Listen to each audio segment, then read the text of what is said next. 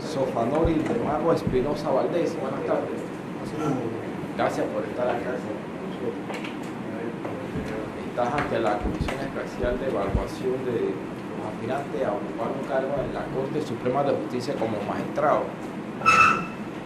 Y la razón de ser de esta comisión es llevar a cabo este ciclo de entrevistas, para lo cual oportunamente se te hizo llegar un cuestionario. Correcto. A objeto de poder llevar el mandato de la forma más correcta posible.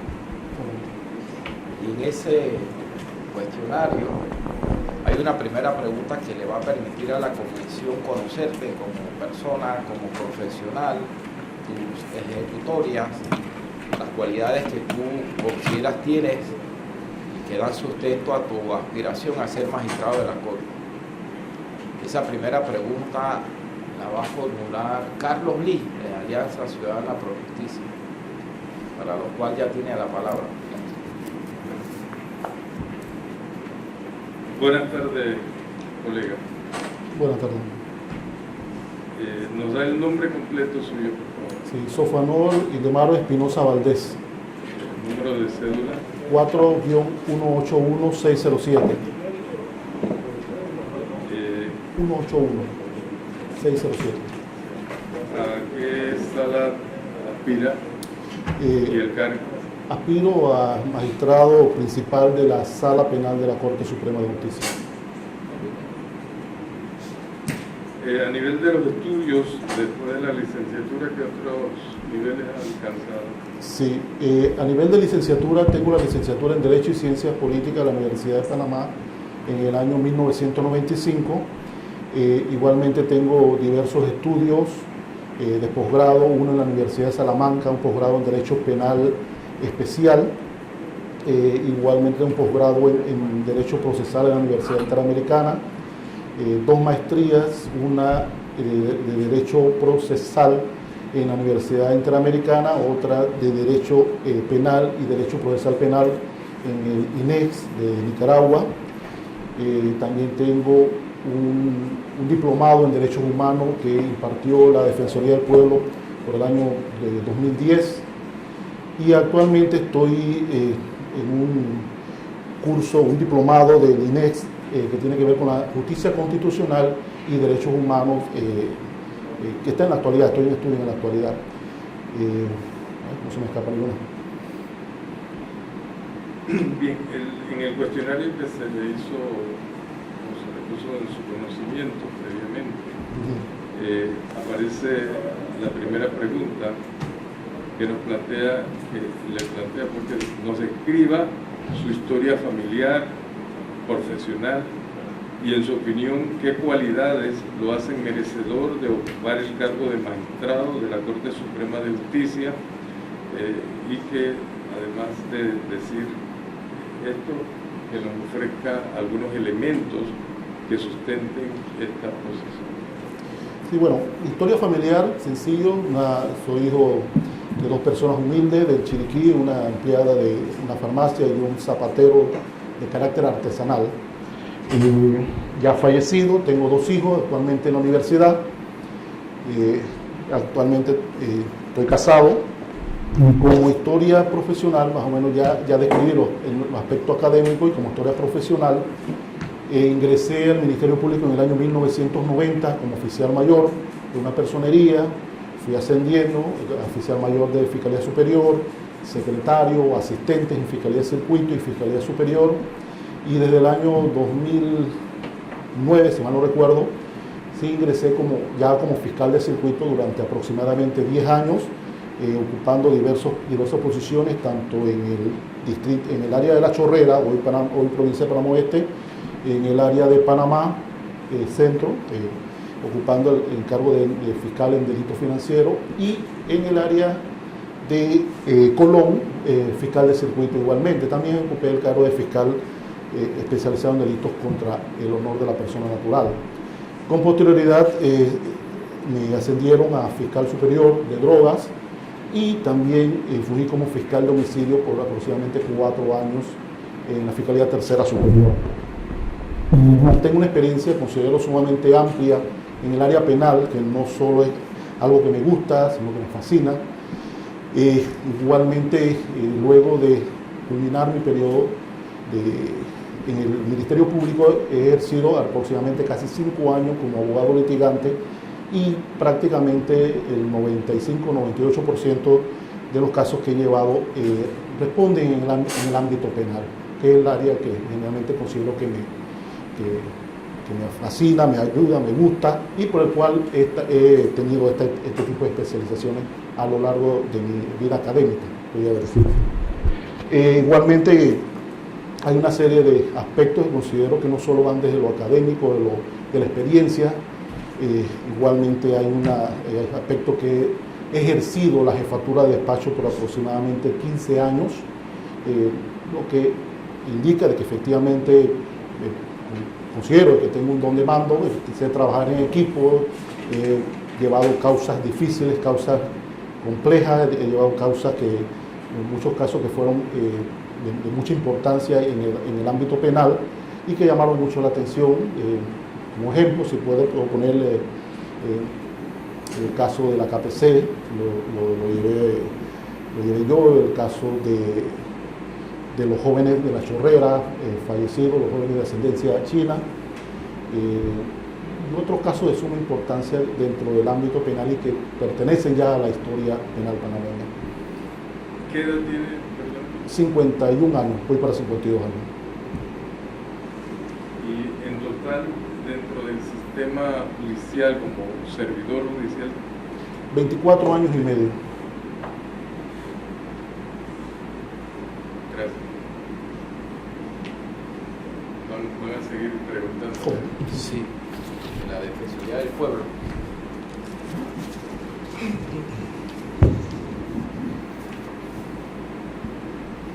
Buenas tardes, licenciado Sofanor, un gusto de verlo y tenerlo acá.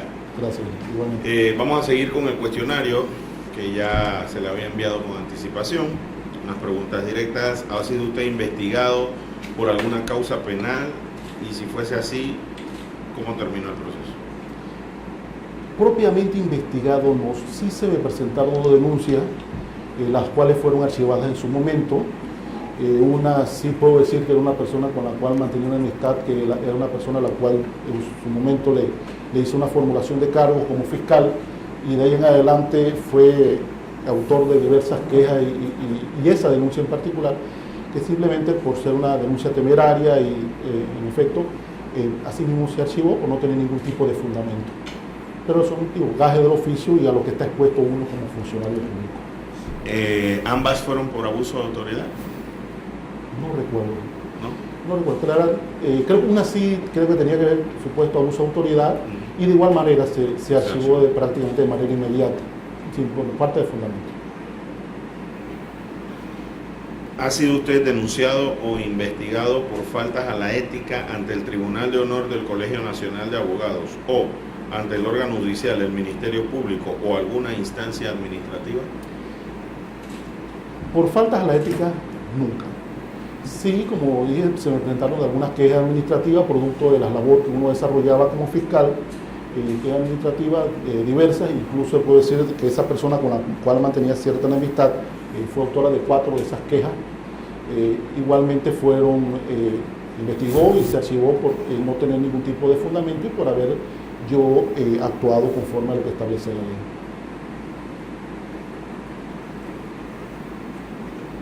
Gracias. De la Procuraduría General. Buenas tardes, licenciado Sofanor. ¿Qué tal? ¿Cómo va? Bien. Bueno, siguiendo con las preguntas que son parte del cuestionario de las que usted tiene conocimiento, le voy a hacer la número 8 que dice así. ¿Cómo garantizaría usted la independencia en la prestación del servicio de administración de justicia en el marco institucional vigente o existente?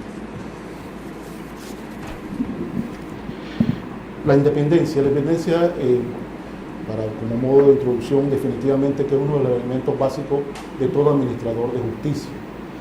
¿Cómo garantizarla? Se garantiza a través de diversos aspectos, de ser una persona de un carácter formado a través de los años, con el hecho de haber desempeñado en buena lid los cargos que mencioné anteriormente, fiscal de circuito, fiscal superior, y incluso dentro del engranaje de personal subalterno de un despacho de la Fiscalía, igualmente uno tiene que ir forjando ese carácter. La independencia se gana a través de la propia persona, de cómo uno se ha formado desde el punto de vista académico y desde el punto de vista como profesional. Yo sí puedo decir que efectivamente el ejercicio de mi profesión como fiscal sí se me presionó en diversas ocasiones. Se me pidió actuar en diversas ocasiones y quizás por eso me gané posiblemente ese mote de una especie de funcionario rebelde, por el hecho de que no me gustaba que se me presionara y actuaba conforme a lo que consideraba que era el sano criterio que era producto de mi trabajo. Y evidentemente esas presiones tuvieron consecuencias. En su momento, hace diversos años, en Colón fui presionado por un caso, al no acceder a las pretensiones de quien era mi superior, simplemente se me rotó, ahí murió todo. Y en otras ocasiones igual considero de que la destitución mía o el que se haya dejado sin efecto el cargo que yo ocupaba como fiscal superior, del cual yo era permanente, fue producto de diversas presiones que recibí por mantener un caso dentro de la Fiscalía, a lo cual no accedí, porque el caso ya definitivamente, para dar un pequeño detalle, tenía una vista fiscal y tenía salida, y no quise mantenerlo, o no tenía por qué mantener el caso dentro de la Fiscalía. Y así se me dijo al momento en que se me notificó de que se declaraba insubsistente mi cargo. Y si me preguntan, o si yo tuviera que actuar de nuevo ante la misma manera, ante algún tipo de presión, ante algún tipo de peticiones de mala fe, de cualquier naturaleza, creo que actuaría de la misma manera. O puedo decirlo con solvencia, actuaría de la misma manera. Muchas gracias, licenciado Sofanor. Ahora le hago la pregunta número 13 del cuestionario. Dice, ¿cuál es su visión sobre el régimen disciplinario para magistrados de la Corte Suprema de Justicia? El régimen disciplinario, tanto para los magistrados, considero que debe ser el mismo que para cualquier operador de justicia. Todo funcionario debe estar sometido a cualquier tipo de régimen de esta naturaleza, en el cual deben ser, en un momento dado, si incurre en alguna falta, en alguna situación en que pudiese ser investigado por esa falta a nivel administrativo, definitivamente que considero de que tanto el magistrado o hasta el último funcionario en cuanto a jerarquía del órgano judicial debe estar sometido a ese régimen disciplinario. No debe haber excepciones, todo funcionario público y en especial del órgano judicial debe estar sometido a la transparencia, a una rendición de cuentas cuando así se le requiera, siempre y cuando sea definitivamente con fundamento y que se investigue y efectivamente se determine si la falta o supuesta falta en que se haya incurrido fue efectivamente ejecutada o no. Así que considero de que el régimen disciplinario debe abarcar igual a cualquiera de los componentes de la Corte Suprema de Justicia. Muchas gracias. Colegio Nacional de Abogados. Buenas tardes, licenciado. Buenas tardes. La pregunta 15 dice más o menos así. ¿Cómo pondera usted en el ejercicio de sus funciones como magistrado la importancia del alcance del debido proceso? Bien, el debido proceso es un tema que me fascina. No solo desde el momento en que era funcionario público, y creo que quizás esté enfatizado ahora que estoy en el ejercicio privado de la profesión.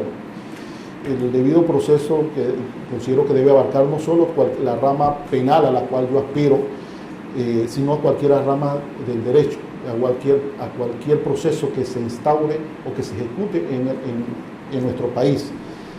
Eso está establecido no solo a nivel constitucional, sino a nivel convencional y lógico también a nivel legal y del procedimiento establecido lógicamente para sustanciar cualquier tipo de causa. Y considero de que en el área penal es donde más énfasis se hace o más se requiere el respeto al debido proceso. Uno, porque efectivamente se está juzgando una conducta en la cual que significa el bien jurídico protegido de una persona particular que acude como usuario ante la Administración de Justicia con la finalidad de que se dilucide o que se le reconozca un derecho. Y por el lado de la persona que es sometida a un proceso en calidad de imputado o en calidad de acusado, definitivamente que el debido proceso es un baluarte y un método para que se defienda en debida forma. Sobre todo porque se está estableciendo o no si esa persona en un momento dado va a resultar privada o no de su libertad o va a ser sometida a una sanción de carácter penal. Muchos autores consideran, y coincido con muchos de ellos, en el sentido de que el debido proceso es un baluarte, es la manera en que se puede decir que se está ante un Estado de Derecho, de que se ejecuta una verdadera democracia. Son aspectos dogmáticos, son aspectos de suma importancia y que parecieran letra muerta o bonita al momento en que uno hace una cita de esta naturaleza o estudia el debido proceso, pero la realidad es la misma.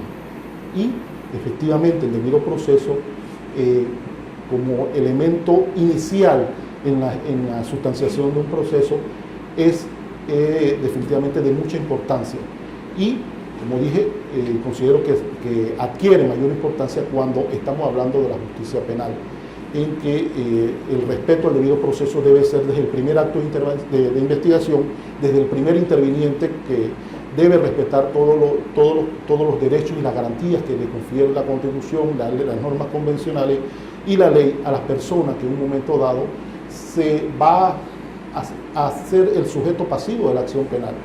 Y en ese sentido considero que el debido proceso es un baluarte y como magistrado definitivamente lo defendería la aplicación o el respeto al debido proceso en cualquiera de los procesos en que yo tenga algún tipo de intervención.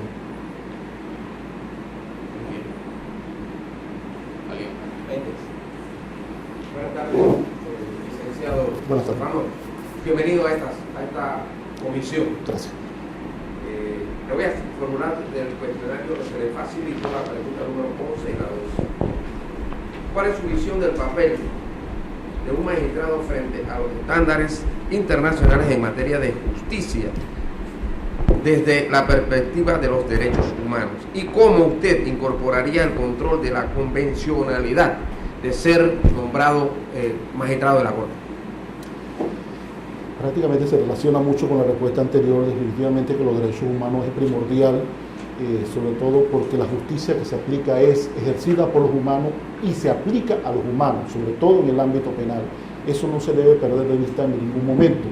Los derechos humanos, y es un tema que he tratado de estudiar en la menor oportunidad que he tenido, y definitivamente que es de suma importancia que se reconozca, que prevalezca en el papel de cada persona, cada operador de justicia al momento en que ejecuta sus acciones dentro del ámbito del órgano judicial.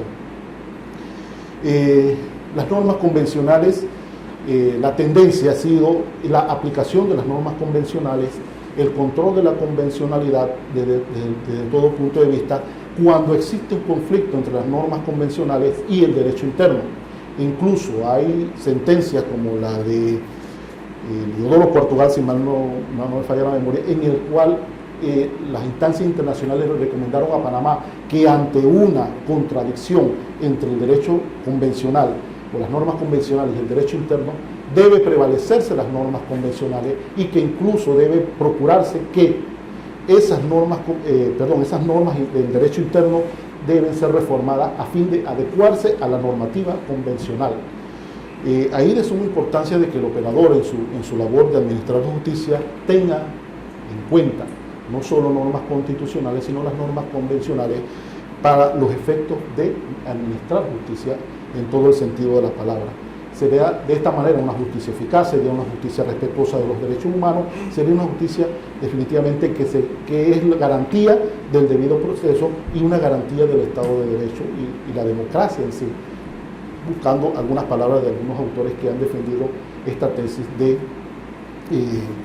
la aplicación de los derechos humanos o el respeto a los derechos humanos dentro de los procesos, y como dije, en el ámbito penal resulta de suma importancia este respeto a los derechos humanos y el control de la convencionalidad, que no solo radica en que el juzgador indique en su fundamento de derecho la Convención Americana de los Derechos Humanos o el Pacto Internacional de los Derechos Civiles y Políticos, que en su artículo 14 considero que incluso una opinión muy personal resulta más completo, más abarcador de lo que es el artículo 8 de la Convención Americana, no solo indica de que lo cite, sino que efectivamente lo analice, lo aplique como una norma, como una forma diaria de administrar justicia.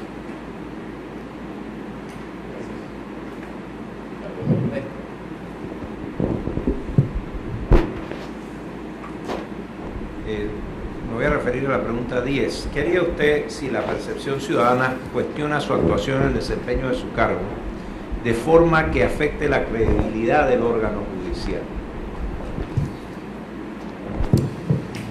Bien, es una pregunta sumamente difícil porque todo magistrado al administrar, o juez al administrar justicia debe tener como norte la ley y el derecho, y como la manera en que se llega a la justicia generalmente. Siempre se ha dicho que los magistrados, los jueces hablan por sus fallos, porque no es dable ir a publicar, a publicitar o dar explicaciones en cuanto a cuál ha sido el fundamento de su decisión, en cuál ha sido los elementos que lo llevaron a tomar una tal o cual decisión en un proceso determinado. No obstante, sí debemos vivir una realidad, y es que cada vez más existe la transparencia, la rendición de cuentas, y en ese sentido, en una eventualidad que sea necesario dar una explicación en el caso eventual de que una decisión que emane de una persona, de un jugador o de una persona en particular, que es la pregunta directa, y afecte la credibilidad de la administración de justicia, considero de que se debe dar de manera somera, de manera precisa, algún tipo de explicación, el por qué se ha llegado a una decisión en un caso determinado, bajo qué circunstancias se ponderaron, qué elementos se ponderaron para llegar a una decisión determinada. Eso no significa que cada vez que un medio de comunicación o la ciudadanía, la sociedad civil, como se dice, trate de increpar a un magistrado con la finalidad de que dé explicaciones, él mismo salga a dar explicaciones, porque definitivamente el criterio que se estableció a través del fallo es el criterio que debe ser analizado y que debe ser respetado, y en su momento debe ser, bajo circunstancias excepcionales, pudiese ser explicado. Pero definitivamente cuando un magistrado se apega a la ley, hace una interpretación correcta, toma todos los parámetros que establece la ley, la Constitución y las normas convencionales para llegar a una decisión, no debe ser necesario salir a dar explicaciones sobre un fallo determinado, porque evidentemente la administración de justicia es eso, darle a alguien la razón, y evidentemente otra persona va a quedar en desacuerdo con la decisión que se haya adoptado. Pero eso es lo que establece la ley, y eso es lo que establece o es la labor de un administrador de justicia: la interpretación de la ley y la interpretación de los hechos en un caso determinado. ¿Usted cree que existe alguna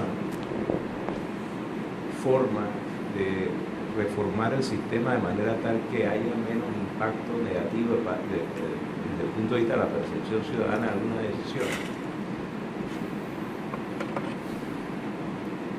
Reformar la ley con la finalidad de establecer o el dar explicaciones cada fallo que emite un jugador. Bueno, yo considero que la credibilidad se gana, y la credibilidad la va a ganar un jugador, un operador de la justicia, a través de sus fallos. Si los fallos son coherentes, si los fallos son precisos, si los fallos son constantes, que es una situación que muchas veces es lo que se cuestiona, la constancia de los criterios aplicados a una situación determinada, evidentemente allí es donde falla el administrador de justicia. En la constancia, lo que va a permitir que un operador de justicia pueda dar sus fallos en debida forma, y que no se le esté cuestionando de manera reiterada, o cuando se le cuestiona precisamente es porque ha incurrido no ha sido constante en su fallo, ha aplicado criterios para uno y para otros no. Y definitivamente que ahí sí resulta cuestionable, y ahí sí resulta dable que en un momento dado se le pueda pedir algún tipo de explicación al administrador de justicia, bajo esa circunstancia, que para unos sí y para otros no.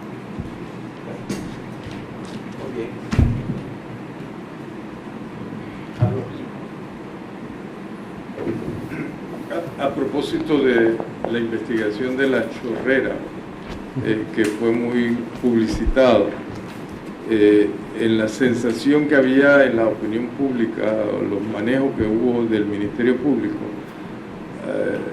del Ministerio Público a través de los medios, era una actuación parcializada por el miedo a que estaban implicados algunos miembros de la policía, y la sensación que hubo en la población de que había un manejo no transparente.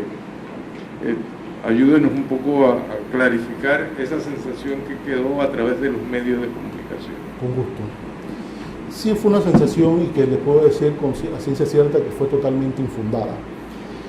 Yo personalmente interrogué a las dos personas de nacionalidad dominicana, en el sentido, y les traté una y otra vez de decirme, ¿existe algún policía implicado? Y la persona que en su momento fue la que se hizo confesa del hecho, la que indicó todos los pormenores de cómo se ejecutó ese hecho, indicó claramente, aquí no hay ningún policía implicado. Y sí, yo puedo decir, porque los que se mencionaran eran personas de un nivel bajo dentro del escalafón de la Policía Nacional, y se les mencionó por el hecho de haberle en un momento dado pedido la cédula cuando ellos estaban en labor de vigilancia para posteriormente ejecutar un secuestro.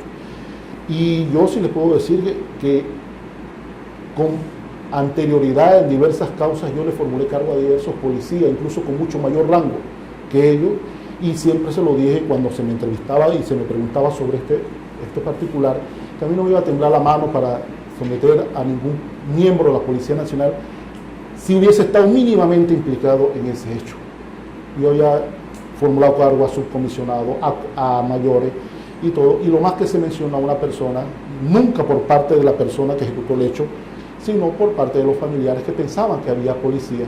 Y el otro elemento que daba pie a que se pensaba que era la policía era que la diligencia de entrega de la suma de dinero se hizo a aproximadamente unos 100, 150 metros de un cuartel de policía, enfrente de un cuartel de policía, pero eso simplemente se hizo de carro a carro, no hubo ningún tipo, o no se establecía de que pudiera haber visibilidad de parte del cuartel de policía en un acto de esa naturaleza.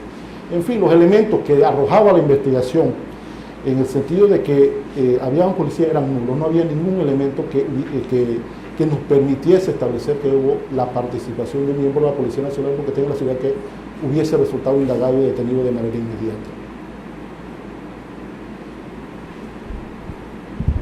Doctor Michel. Hay una pregunta que me parece que ha nacido preguntarse o formularse.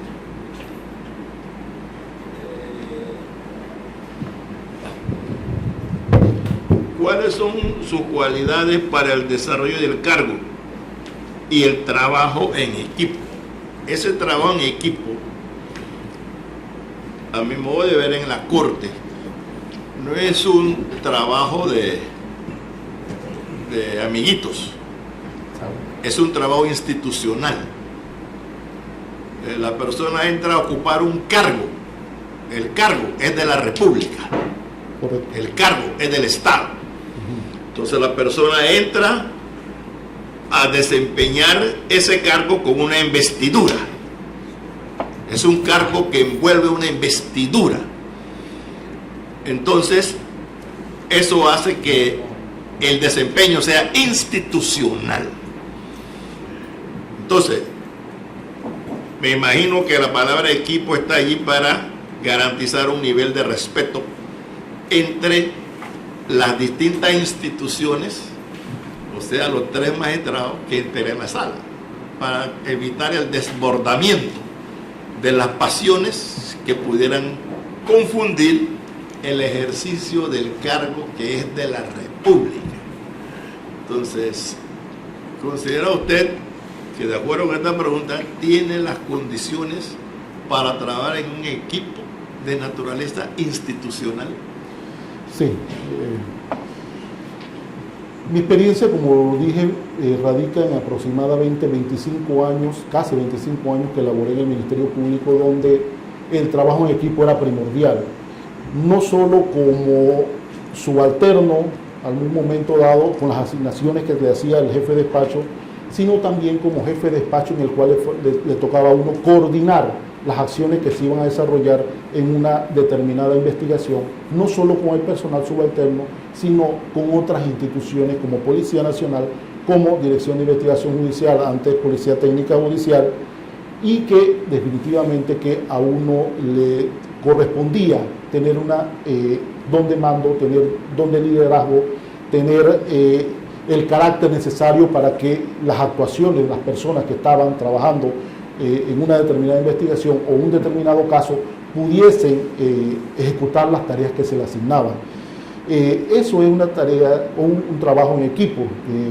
Multiplicidades de casos me vienen a la mente en el cual precisamente esa manera de trabajar rindió sus frutos. Rindió sus frutos desde el punto de vista de que se esclarecieron casos, se llevaron gente o personas a la justicia, se lograron condenas, se logró establecer la culpabilidad de una persona, y eso definitivamente que es una característica que siempre he mantenido, el de trabajar con las personas con las cuales me corresponde ejercer una función determinada. En el caso de un magistrado de la sala penal, quizá más allá que trabajar en equipo se debe quizás tener el concepto de trabajo armonioso con las otras personas que forman no solo la sala penal, sino el conglomerado del Pleno de la Corte Suprema de Justicia, porque evidentemente existe la justicia constitucional y de la cual también forma parte el magistrado que ejerza su labor en la sala penal. Usted me habló de una labor institucional, de que no se desborden pasiones, definitivamente que más que trabajar en equipo tiene que ser un trabajo coordinado entre las otras personas que tienen la misma jerarquía o entre otras personas que tienen diferentes jerarquías y que laboran con el magistrado ejerciendo labores o tareas determinadas. El trabajo en equipo como labor, como institucional de la cual usted se refiere, definitivamente que resulta primordial en la tarea de administrar justicia, porque la tarea no solo la ejerce el juez o el magistrado, la ejerce un conjunto de personas, y la cabeza, la que sobresale en ese momento, puede ser de quien le toca dictar o llevar adelante esa decisión o simplemente ejercer la decisión. Pero definitivamente que cuando se trabaja en una institución como la Corte Suprema de Justicia o cualquier tribunal, el trabajo en equipo es necesario. El poder coordinar, el saber tener el liderazgo necesario para poder ejercer su criterio, el tener los condicionamientos, la preparación académica, la preparación, la experiencia como profesional, definitivamente que todo eso va a redundar en que resulte un trabajo eficaz, en que resulte un trabajo preciso y que sea confiable para la ciudadanía, que es hacia la cual se vislumbra la labor de un administrador de justicia. Los usuarios son precisamente las personas particulares que van ante la Corte Suprema o ante cualquier instancia judicial a presentar una pretensión, y de esa manera es donde se va a ejercer la labor del administrador de justicia. El trabajo de equipo sí, definitivamente resulta ser importante y debe ser primordial que la persona que llegue a cualquiera de las plazas de magistrado de la Corte Suprema o a barco a cualquier entidad que le toque administrar justicia debe tener la suficiente experiencia y el suficiente profesionalismo para poder desempeñarse de manera armoniosa con las personas que le corresponde ejercer esa labor de administrar justicia. Gracias, presidente. Gracias, doctor. Carlos Lee. Hay un dicho que reza que por la boca muere el pez. Ante su confesión y su precisión de entender que no es lo mismo trabajar en equipo que trabajar entre pares, me preguntaba yo, ¿qué capacidad tiene usted para persuadir a los pares que son igual que usted, que tienen la misma capacidad, que es un debate en donde tienen egos? Y yo creo que nos ilustró muy bien el magistrado, que no son 9 magistrados, sino son 18. Son los 9 magistrados más el ego de cada uno. Y ahí no se trata de trabajo en equipo, se trata de que capacidad, recursos tiene usted para consciente de que son pares y que no tienen la potestad de imponer, porque cuando usted es jefe de despacho, más que equipo, usted puede imponer un sistema de trabajo, pero cuando son pares que cada uno tiene la idea de por dónde van las cosas, y cuando se trata de políticas y más de decisión, menos decisión técnica, y no he visto hasta ahora, todavía no he percibido esa capacidad, pero quiero que usted tenga la oportunidad de decir si la tengo y se lo puedo demostrar en esto y en esto y en esto. Definitivamente que cuando se está entre pares, como dije, se tiene que hacer un trabajo de carácter armonioso, en el cual se debe uno establecer los criterios que bajo una situación determinada, pongamos el ejemplo de un pleno, en que se está discutiendo un caso determinado, en el cual cada uno va a emitir su opinión, y la opinión que emite cada persona individual de ese conglomerado de magistrados, independientemente del ego, independientemente de esa caracterización que puede dársele a cada uno, son los criterios jurídicos, son los criterios en derecho, son lo que puede llevar a que una persona determinada pueda decir, oye, aquí tenemos que tomar una decisión en este sentido, porque la ley lo dice, porque las normas convencionales lo establecen de esta manera, y que es una decisión apegada a la Constitución. La tarea de administrar justicia, como dije, es difícil. No se trata de un momento dado que ante 9 personas, quién sabe más o quién sabe menos. Se trata de sustentar sus ideas con criterios correctos, con criterios fundamentados, con criterios sanos y sobre todo con criterios basados en el estudio de la ley y en el estudio de la justicia, y aplicando efectivamente todos los elementos que son necesarios para que se llegue a una decisión justa. En su momento dado, quien tenga ese mejor criterio o esa mejor definición de lo que debe decidirse en un caso concreto, definitivamente es que se va a convertir en líder dentro de ese conglomerado y lograr que en un momento dado ese criterio que él defiende y que él sustenta sea aceptado y sea acuerpado por el resto de las personas. Pero todo se tiene que ser en base a la experiencia que tiene un magistrado determinado, a los estudios, a su condición y de administrador de justicia correcto, transparente, lo que va a llevar a que sume a su favor en un momento dado el voto o el consenso del resto de las personas, o por lo menos de la mayoría de las personas en cuanto a una decisión determinada. Muy bien. Como quiera que ya Sofanor terminó y ya esto no va a incidir en más. Sofanor quizás se le pasó comentar que cuando él entró al Ministerio Público, me corrige Sofanor, había una crisis tremenda con unos fallos que habían emitido jurados de conciencia, y él formó parte de ese equipo que hizo un estudio. Contactaron, si mal no recuerdo, a varias personas que habían formado parte de jurado de conciencia, los entrevistaron a objeto de tener una idea de qué era desde la perspectiva de los jurados de conciencia, la forma como se llevaba a cabo esa forma de administrar justicia, en qué fallaba el Ministerio Público, en qué podían fallar los administradores de justicia en términos generales. Lamentablemente ese estudio que se hizo, lamentablemente pues nunca se hizo público y pues ahí quedó, ¿no? Pero fue un trabajo muy meritorio.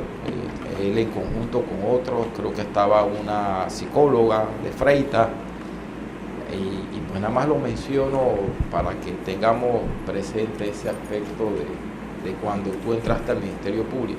Yo tenía más cabello, pues tú estabas comenzando allá en aquella época. Gracias, Sofanor, por estar acá con nosotros y toda la suerte. Gracias.